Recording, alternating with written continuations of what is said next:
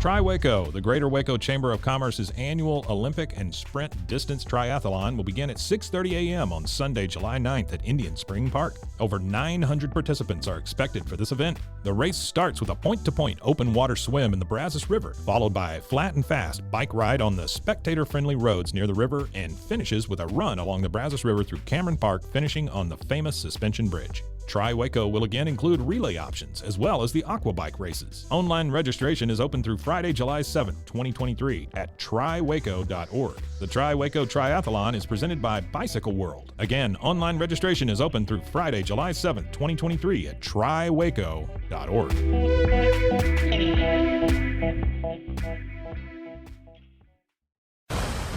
This is the Sic'Em Podcast, powered by Rogue Media Network. The Sic'Em Podcast is a production of Baylor Athletics. Now, here are your hosts, Katie Smith and the voice of the Bears, John Morris. Hi, everybody, and welcome to this week's Sic'Em Podcast, powered by Rogue Media Network. John Morris, Katie Smith. Let's go around on the middle hallway here in the Simpson Athletic and Academic Building and welcome in our good friend, and we hope yours, Jerry Hill. We hope there. Surely he's their good friend, of course, right? Jerry Hill is with us, Baylor's Director of Sports Journalism. I just want to know how far down the list you had to go. Stop. All the rejections you got. Stop. Don't before even say you got that. to, I don't even remember my office.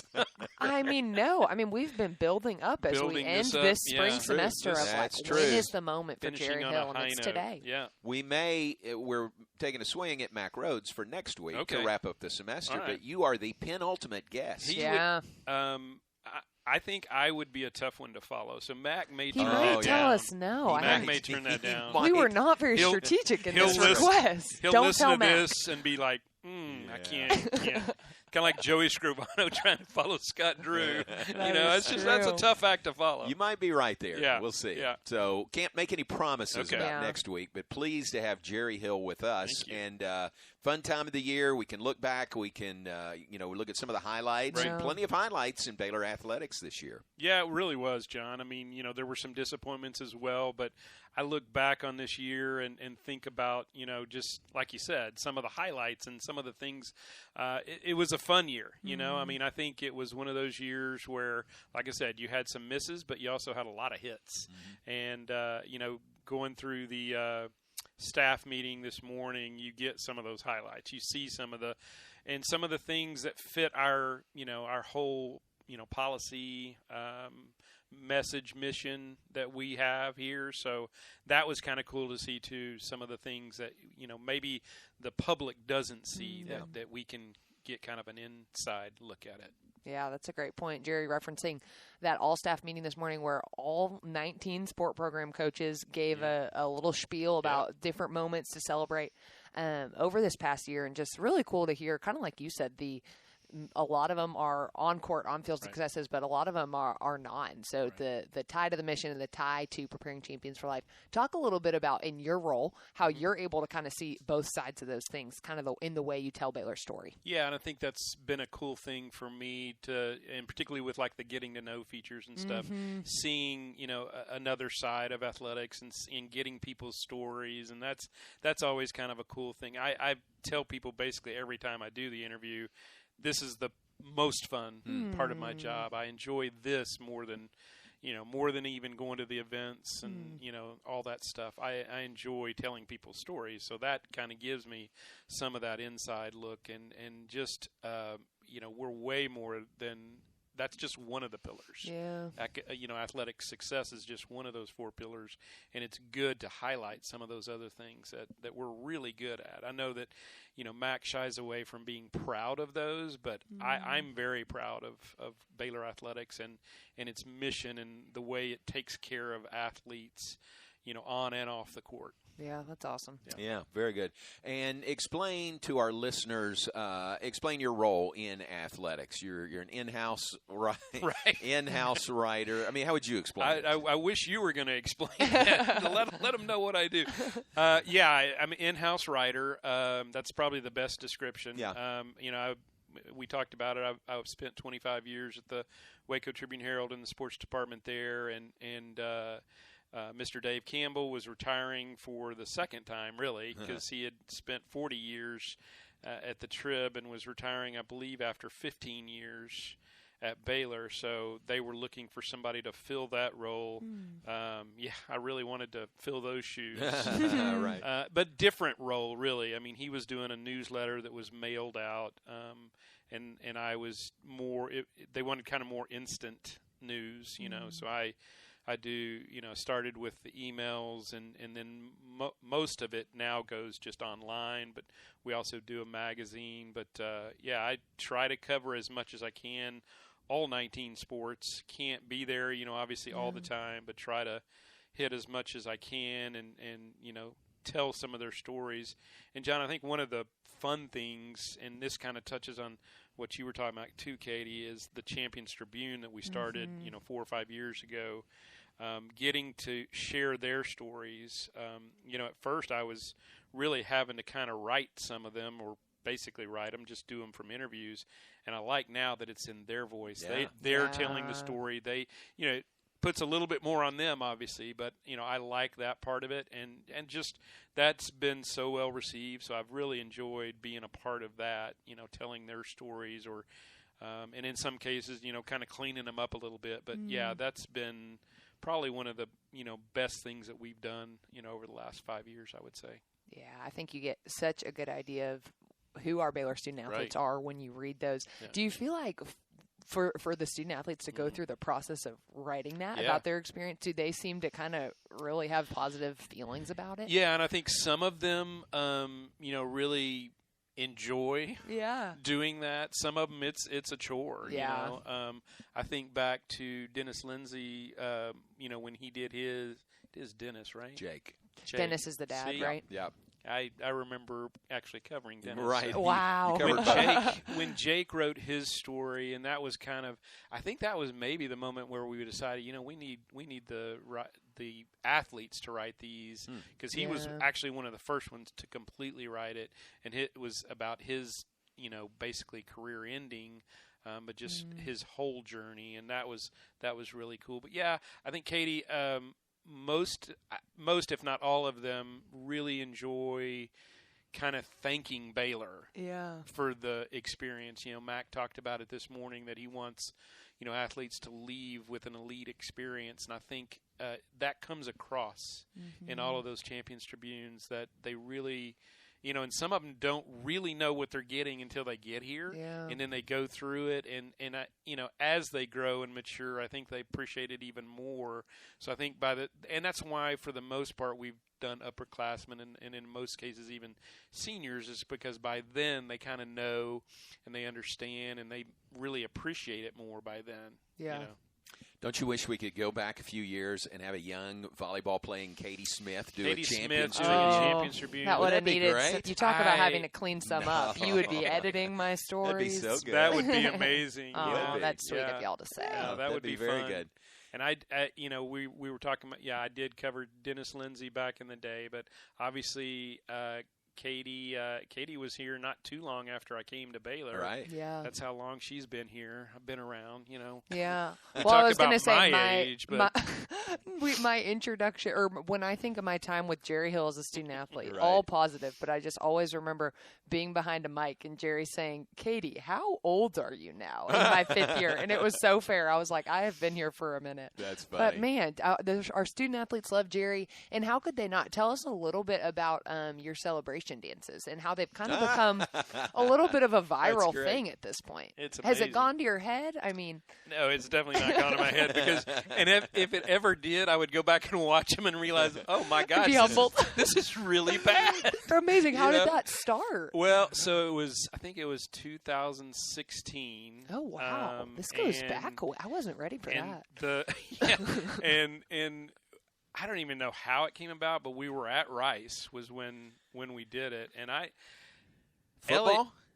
Okay. Elliot Coffey and I had gone outside to do some kind of interview, like maybe at halftime or something, And I don't remember how all this came about, but we wound up doing the first victory dance there after the Rice game. Wow.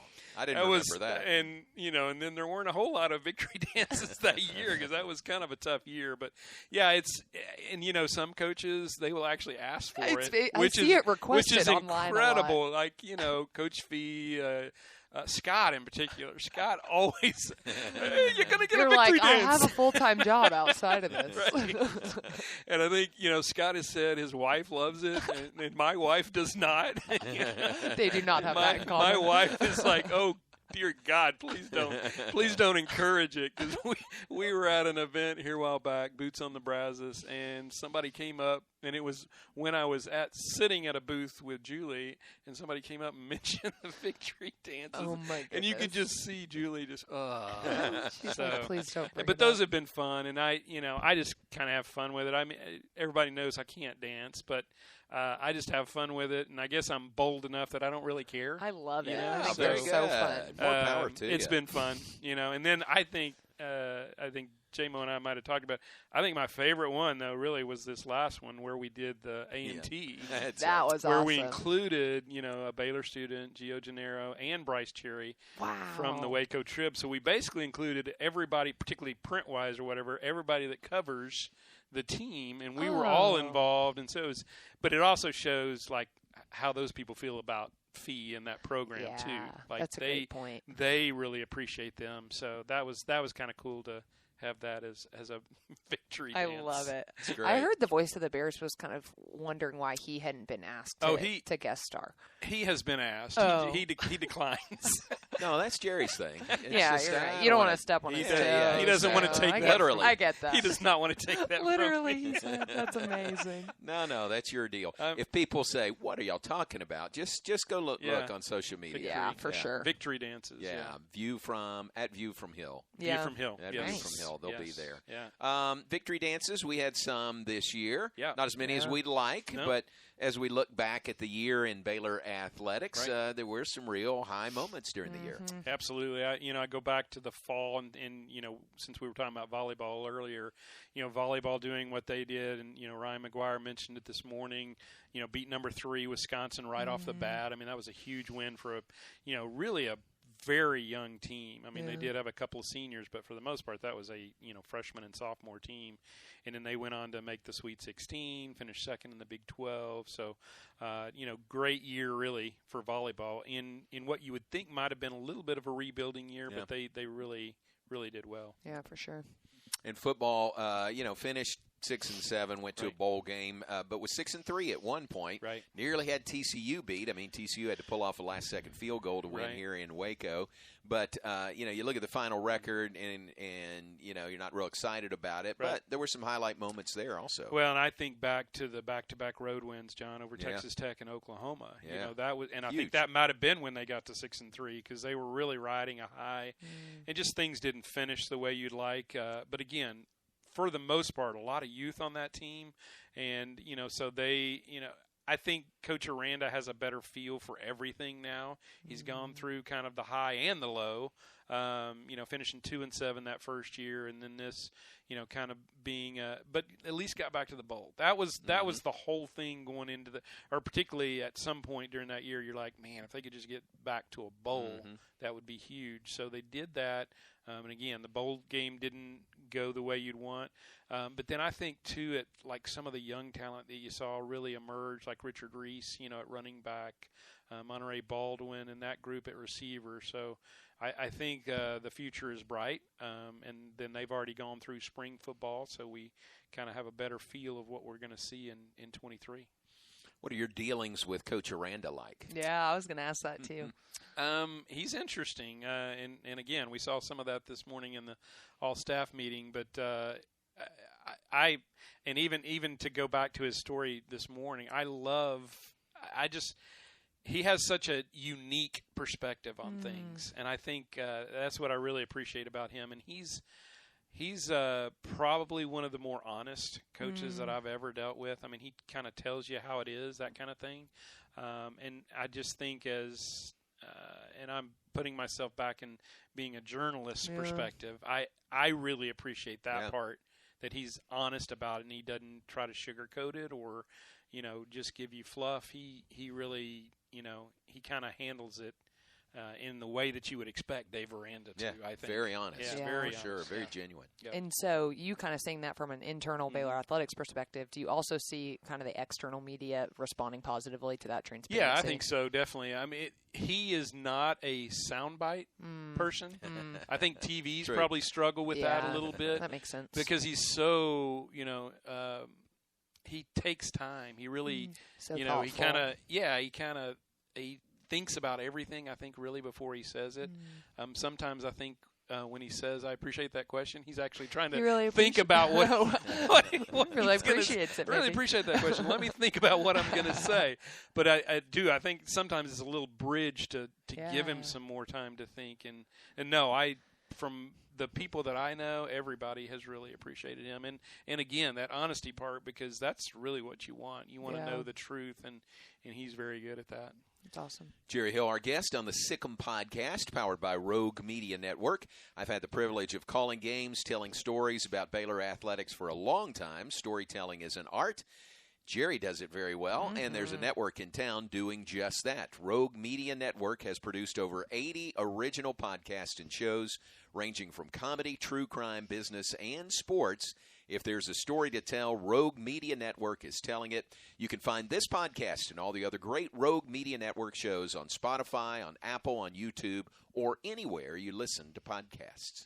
Jerry Hill, we're talking about a lot of highlights from the year, a lot of moments to celebrate, and a lot of growth. I think of some of our newer staffs that we have with Baylor baseball, Mitch Thompson, Michelle Leonard in soccer. Right. Talk about kind of what growth you've seen in those programs since working with them. Yeah, and it's just a tough situation for both of them to walk into. Yeah. And Michelle, coming off of a great run by the Jobsons and having to follow that, but really trying to build your own program. And certainly you saw some highlights during the year. You saw a grit, a fight out of that team. And then, her talking about seeing the leadership, come forward this spring. I think that's a big thing because when you're coming into a new program, you kind of have to fill that role, period. I don't know that you can really count on any of the players at that point to take that leadership role, so you've got to do it. Now she's got some players that can carry on some of that leadership role, to take a little bit of that off of the coaches, and I think that's where I see that. With Mitch, it was you kind of knew it going in that it was going to be a tough year. As he said, it's not what we thought it would be. It's not what we dreamed it would be.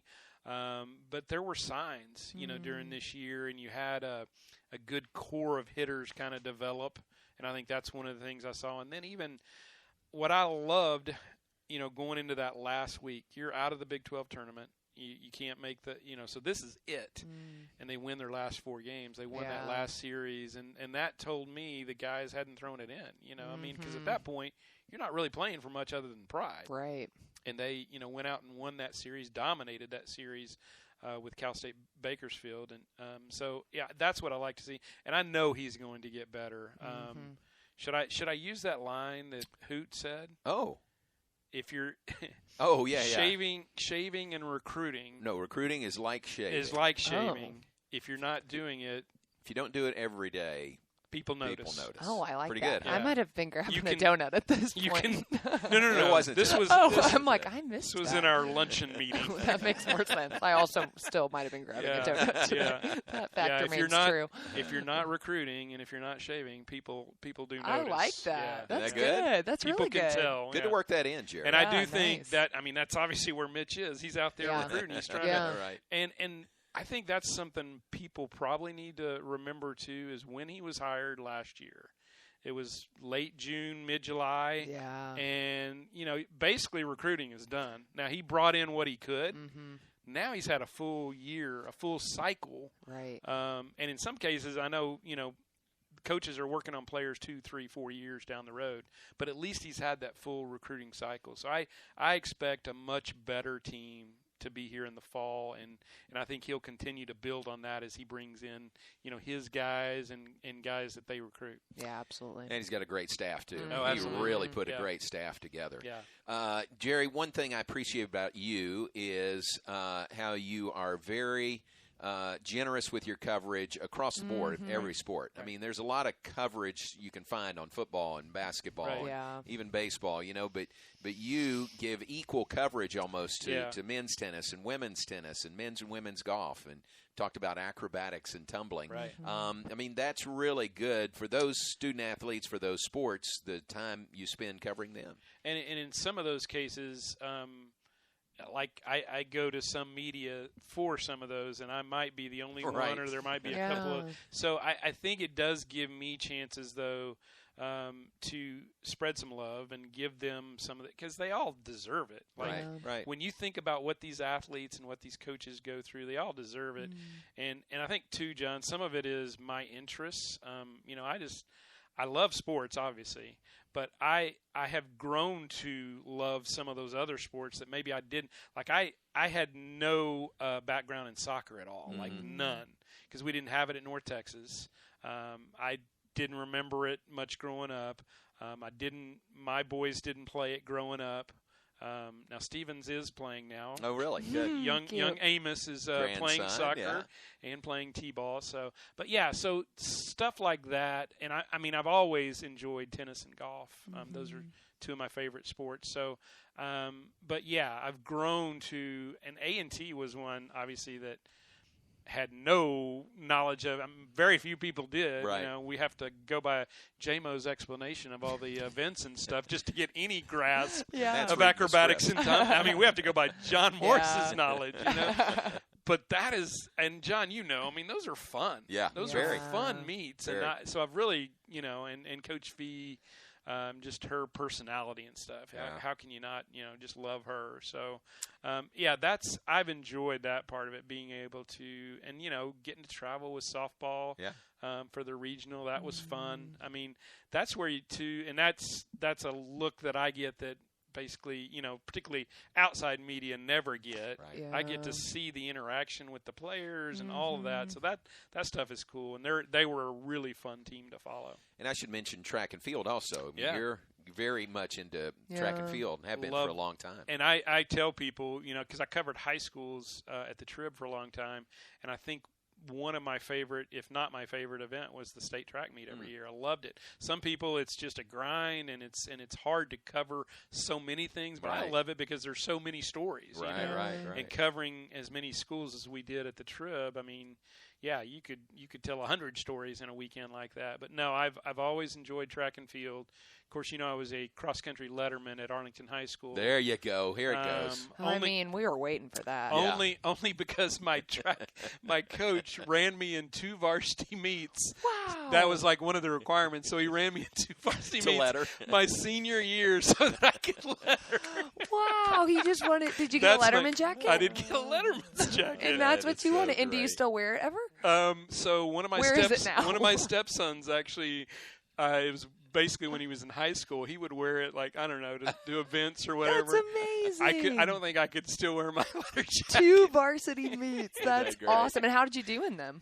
I don't remember. That's not part of the story. That's not on the podcast. My highlight, again, senior year, I finished 8th in the junior varsity district meet. How many participants? As a senior. Is that even? And are you allowed to do that? That's what I thought even at the time. I'm like, should I be in this? But no, and I wasn't even the only senior on our team that was on the JV. But I got a trophy for 8th place. A trophy. So participation awards started early. Oh yeah. So is that the moment that you were like, yes, I want to chase a career in covering other athletes like myself? It was certainly the moment where I realized a long time before that I was not going to be an athlete. Let's put it that way. Katie, I knew in junior high that I really wanted to do sports and wanted to cover sports. So I don't know very many people that kind of know their career path when they're like in 9th grade. That's really cool. Because back in the day, junior high went through 9th grade. I know I know now in the modern era, that ninth grade is part of high. But it was funny because you were getting high school credits. Wow, 10, 11, 12 but we were in high school. junior high in a building. So interesting. So were you still called the freshman in the junior high building? I think we were just ninth graders. Whoa. Yeah. That's No crazy. I'm learning all kinds of stuff freshman today. year. Sophomores in high school. That's Arlington. That's at Arlington. That's crazy in I Arlington. don't know if that was just Arlington, but we'll go with that. We'll check with JJ. But that's on when that. you knew. When you were in middle school? I was, so I was actually sports editor of we actually had a junior high newspaper. Oh, that's cool. Yeah. Cougar Tales. What? I was sports editor for the Cougar Tales. Cougar I like this. Do Carter, you still have any copies? Carter Junior High. No, I have nothing from my Carter days. Okay, bummer. I do have. I think I may have some stuff from high school. Yeah. So, but yeah. Yeah, and was it just you were always a sports fan? Like, what made you think, "Wow, this is really the career I want"?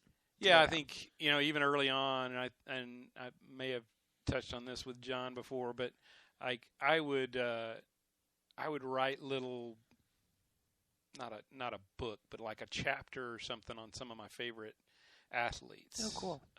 That I grew up watching. So, and you didn't have internet back then, so you were literally like looking up, whether it's encyclopedias or books or whatever, and writing about them. Katie's never seen an encyclopedia. Yeah. I have the Britannicas. Yeah, okay. I know things about the encyclopedia. I don't really get how they captured everything alphabetically, but we'll go into that on a different podcast maybe.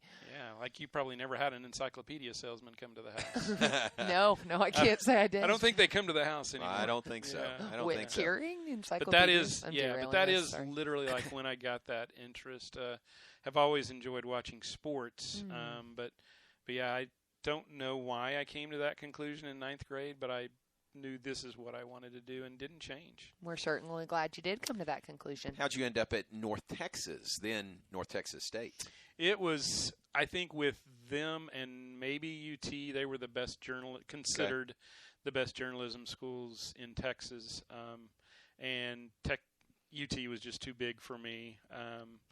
Not that Arlington's a small town, but I couldn't imagine myself in that big a place. So North Texas, and particularly its faculty, had a really good reputation. So wound up there, and I did not get into the newspaper part until my junior year because I was afraid of a typing test. Oh, no.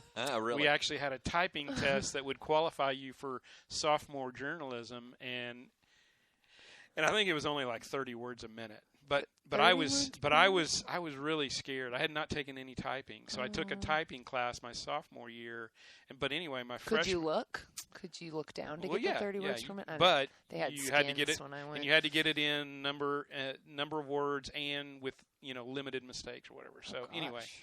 But my first 2 years, I did actually a lot of broadcasting stuff. Oh, cool. We had a campus radio station there.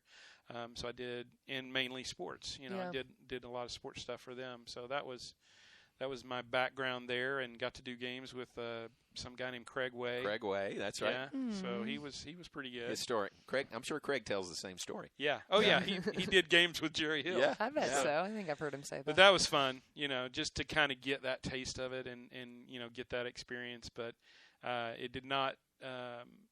Persuade me to go that route. I still wanted to go the newspaper route. Yeah. And you come when you make it to Waco, you work with and work for Mr. Dave Campbell. Like you said, really followed him or worked with him at the Trib and followed him, and then followed him here to Baylor. What a great life learning experience that is. Yeah, he was amazing because he was, just as good a writer as he was. He's a great storyteller.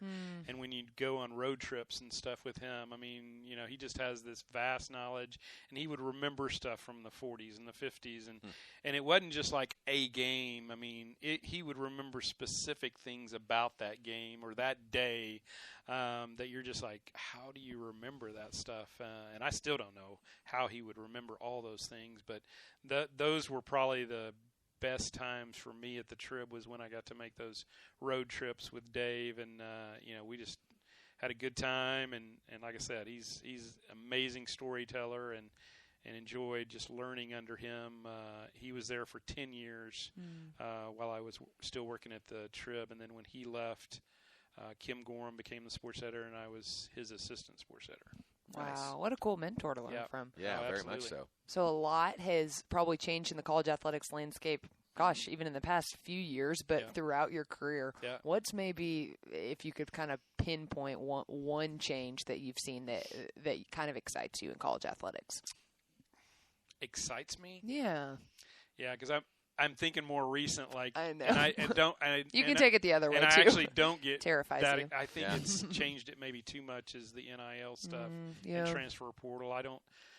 I mean, I'm all for giving athletes, every chance to do Yeah. what they need to do, but I think it's hurting the game right now. But Katie, I think exposure has been one of the probably the biggest things. I mean, when we think back, into the 80s and 90s, there were very few games on TV, like very few games on TV. So now, you can turn on the TV and how many ever channels or networks, you can watch them all day long, so I think that's probably, just the exposure of the game and of different sports too. Like, it's not just college football or the NFL anymore. It's every sport. And, we have to give ESPN credit for that because that's, I think they created a lot of that, but we've really seen it expand, I would say over the last 20 or 30 years.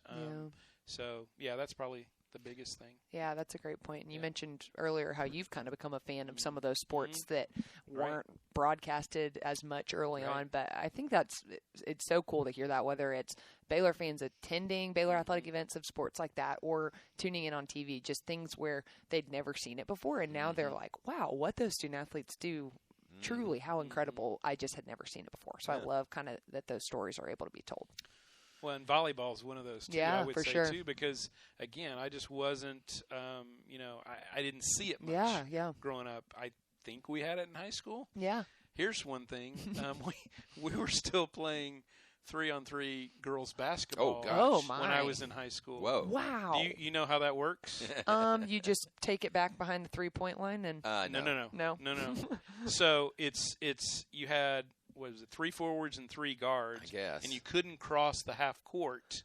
So you played only offense or defense. Oh, my. And I think it changed maybe my junior year of high school. Oh, gosh. But there's you a little bit of a change. I'm glad that changed. It's a completely different game. That's like, wild. It was unbelievable. Never seen that. In hindsight, it's like, what were in we the world? doing? So I think it was that deal where they didn't think girls were athletic enough or had enough endurance to play full court basketball. So let's just put them on. I played full court basketball and I struggled at times. Let's put them on half court. I might have enjoyed this version of the game. Yeah. Oh, I loved half court basketball, and that's basically what they played. I'm like, huh? Yeah, like you said, you take it out to past the 3-point line. I remember that. Yeah. So in you saying that, you've been around athletics for a long time. Yeah. This is not a fair question, but I'm going to ask you anyway. Who are some of the your favorite coaches you've worked with, either here at Baylor or outside Baylor, and favorite student athletes through the years? Ooh, man. Good one. I know. Not fair, is it? You should have hit me with this before. Right, sorry. Yeah. I mean, Coach Taft was my very first football coach to deal with on the college level. And I think at the time when I first took the beat, because I was like 25, 26, something like that, I'm not sure how he felt about me. And I think there was a little bit of that, little feller, you got to earn your way kind of thing. Well, you were following Dave. And I was following Dave. Right. Dave was still there, but I was the beat writer. Right. And so, I think there was a little bit of that, and actually became much better friends with him after he got out of coaching, because and he's been an amazing friend, for the last how many ever years. So he would have to top the list just because he was the first, really. John, I've had a pretty good relationship with just about all the Baylor football coaches. Sure. I would say. I actually had a really good relationship with Chuck Reedy when he was here. A good friend, and still Facebook friends. So I always enjoyed him. Always enjoyed sitting down and visiting with him. But like I said, I think I've had a pretty good relationship with just about all. Guy Morris was another one that I liked a lot. I mean, he was not a great public speaker, but loved just sitting down and as he would probably say, chewing the fat with him. Yeah. But I really enjoy it. But yeah, I mean, and then in other sports, I mean, I think you can almost go down the list of the ones we have now. I just really enjoy the coaches that we have. Glenn Moore is absolutely the best. I mean, we're on the bus ride on the way back.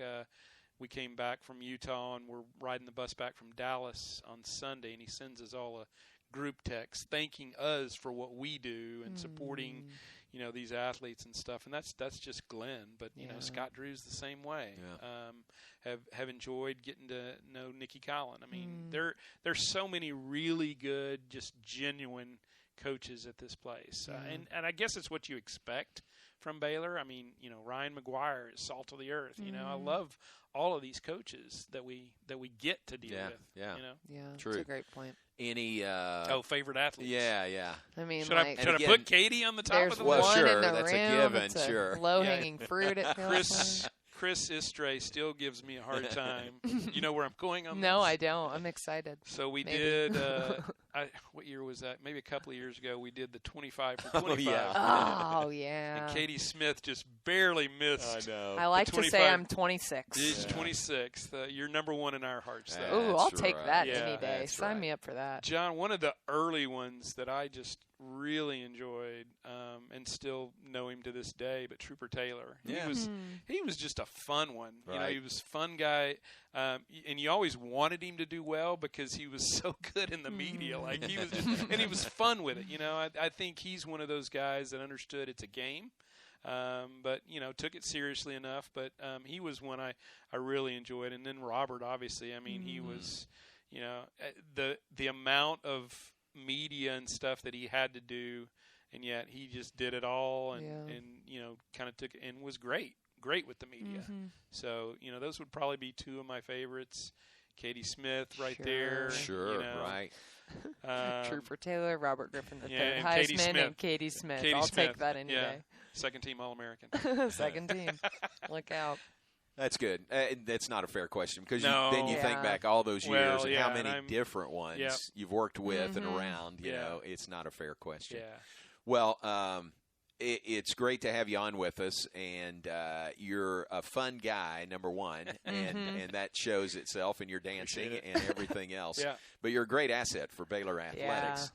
Being, as we said, inside the athletic department, you've got access to coaches and student athletes sometimes that, you know, the traditional media does not have. Right. But you don't abuse that. I mean, No. you use that to help tell their stories better than maybe somebody on the outside couldn't do. Right, and I really have to catch myself sometimes, particularly with football. Like, I have access to practice and stuff that none of the other media get. They get 15 minutes at the first of practice, and that's basically all they get other than the interviews and stuff. And but I can't tell too much, you know, because you don't want to hurt them, Right. you know. So I'm very protective of that. I try to be. But, yeah, I think it does help just that you have that kind of access and you have kind of the relationship with particularly the coaches, but you develop that with some of the athletes too, just a real, you know, friendship with some of them. And that's fun. I mean, I think when you get that, it does give you a better insight to them, to their personality and stuff. And like Dylan Doyle is one I've really enjoyed getting to know these last 3 years, and he's been such a great asset for Baylor and great ambassador for Baylor. Well, we'd say the same about you. We So certainly keep up would. the good work, and Thank great you. to have you on with us. Yes, thank What you, summer Jerry. plans do you have? Ooh. Summer plans. Yeah. So I'm trying to get up to Seattle because I have Yes. 2 grandkids up there. Yes. Steven said the only weekend he has is Father's Day weekend. Oh. Which actually might be coming a up. pretty cool deal, though. Yeah, to- I feel like if you can should have get up there spun for that. Like, yeah. come for Yeah. Father's Day. Yeah, because I want to be there for a weekend where he's a preacher up in that area, and I would love to be there, and particularly for Sunday Father's Day. That's pretty cool. Yeah, that'd be So, really cool. Planning on doing that, and then I think our friends from Pennsylvania are going to come see us Gotcha. Fun. at some point this year because it's their turn. But yeah, not a lot of plans. Got to start working on a 20th anniversary cruise. That's one of my. Ooh, when's the nice. anniversary? Not my work anniversary, my wedding anniversary. But yeah, it's coming up. We just had our 16th So it's coming. You're way ahead. Congratulations! I know that's amazing. We need to mention Jonathan's name. Of course, Jonathan Hill. Yes, MCC board. That's right. Exactly. Or whatever. I'd hate to won an election and everything. I know. Won it without my vote because I'm not in his district. That's tough. But you would have voted for him, right? I sent money to his campaign. There it is. There it is. Whoa, fantastic. There you go. Yeah. Jonathan, who worked with us for a while in athletic communications, now doing very well for himself. And Katie, I think it took her a minute to realize that we were fathers. Oh, really? She did not know it at first. When he says a minute, several years. Really? Several years of Did just not know thinking that these men had the most casual work relationship I've ever heard. Like, I feel like Jonathan would be like, ugh. Don't answer Jerry's question. And I was like, that was kind of rude. Yeah. But well, and he now it all makes sense. all clicked. All I was like, okay. Well, he would tell not just his older brother, but he would tell other people that he was my boss. Yeah, that's amazing. That's great. So he's doing well. I appreciate that, John. I love Jonathan. Yeah. All right. Well, thanks for being with us. Enjoy the summer. Take a well-deserved break, and then we'll get after it again in the fall. You too as well. I appreciate you guys. it. Thanks, Jerry Jerry. Hill, our guest. Have you been looking for a new podcast to listen to? Are you interested in true crime, funny one-star reviews, or inspiring stories like the ones that Jerry Hill tells? What about the history of Waco or the famous people who have lived and worked here? All these and more are produced by Rogue Media Network. There are over 80 different shows, including this one, with more coming all the time. If there's a story to tell, Rogue Media Network is telling it. Watch on YouTube or listen now wherever you get your podcasts. All right, very fun. So great timing, really, to have Jerry on this time of year and kind of wrap up the school year. And we're just kind of sliding into summer right now. We're sliding into summer. Like you said, Jerry is such a wonderful asset. And to have someone that knows the history of Baylor, that loves this place so much, I mean, what a blessing. And I'd say that about you too, J-Mo, but you're not our podcast guest. Jerry's the guest. So great to have Jerry with us today. Katie, thanks very much. Of course. Thank you. For Katie Smith, I'm John Morris. Thanks to Jerry Hill, Baylor's Director of Sports Journalism, our guest on the Sic'Em podcast. Thanks for tuning in. It's powered by Rogue Media Network. You've been listening to the Sic'Em podcast, powered by Rogue Media Network. The Sic'Em podcast is a production of Baylor Athletics.